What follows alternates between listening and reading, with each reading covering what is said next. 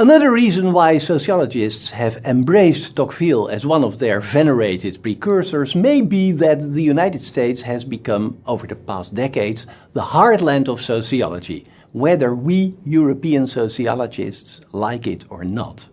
The English language has become our lingua franca, as I am demonstrating here right now, a Dutch sociologist speaking to you from Amsterdam in my imperfect English.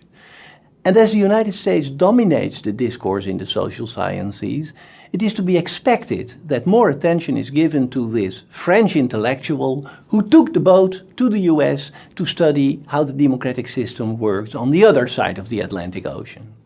Until this very day, American intellectuals love to quote Tocqueville, who seemed to understand them even better than they understood themselves, at least 2 centuries ago, maybe even today. Tocqueville is not only an important name inside the social sciences and the humanities, he is also well known outside of the university. And one of the reasons is that he wrote so well. He wrote so well that interested readers could and still can follow his arguments, whether they are educated at a university or not. And he is especially admired by conservative thinkers.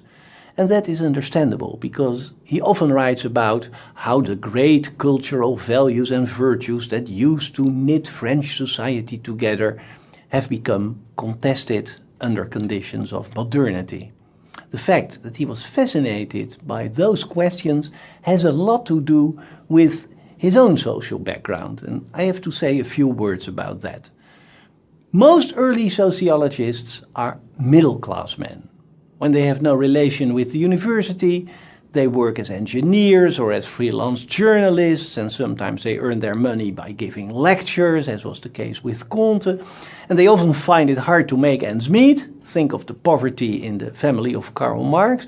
But Tocqueville is another case. He was an aristocrat. This was a member of the highest layers of society, born in a family with prestige and power and wealth. So the sociological view of Tocqueville, his perspective, is very different from what we are used to in sociology. This is not a man who looks at the people in power from the outside. This is an author who could analyze power from the inside, drawing on his own personal experiences. Many 19th century intellectuals, such as Karl Marx, were admirers of the French Revolution of 1789, when the privileges of the nobility were curbed in the name of freedom, equality and fraternity. But that kind of enthusiasm is conspicuously missing in the work of Tocqueville. The Tocqueville family had lost many of its members during the French Revolution.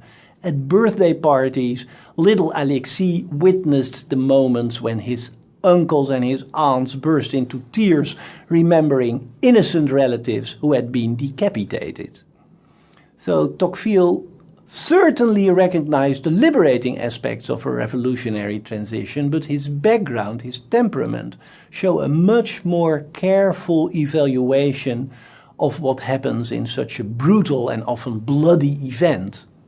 And one of the great things about democracy is, of course, that one ruling elite may be replaced by another one without bloodshed, without killing or wounding people. This aristocratic perspective is also evident when Tocqueville writes about democracy. Most of us are used to cheering democracy, but sometimes we may be taken aback when we read Tocqueville.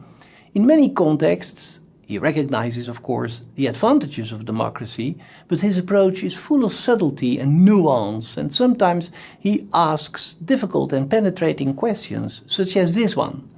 In a system of majority rule, who will protect the minorities? In the aristocratic societies, persecuted minorities might find shelter, a safe haven, under the protection of a powerful segment of the ruling class. But what happens to threatened minorities when the people who win the elections are always dominant, always unchallenged? Where will they find shelter when they need to be protected? Another observation, it's also typical of this, aristocratic gaze, is that Cultural values that were in former centuries in the safe hands of the aristocratic elite may now come under heavy fire in modern mass society. For example, people may ask, why should we spend money on orchestras? Why should we spend money on ballet groups when you can also use that same money to feed the hungry? Who will defend excellency in the arts, excellency in the sciences, when all the important decisions are made by the majority vote? And let's admit it, we who live in a what George Ritzer would call a McDonaldized social world, we recognize sometimes in the observations of Tocqueville something rather prophetic. For a social thinker to be able to notice the darker aspects of the generally admired democratic system, it may be helpful to have internalized early on in life the habitus, the perceptual scheme of the old aristocratic class.